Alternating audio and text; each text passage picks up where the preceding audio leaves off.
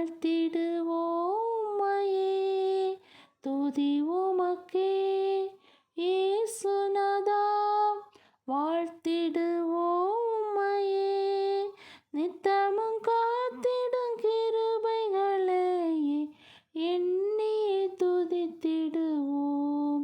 நித்தமும் காத்திடும் கிருபைகளையே எண்ணி துதித்திடுவோம். துதி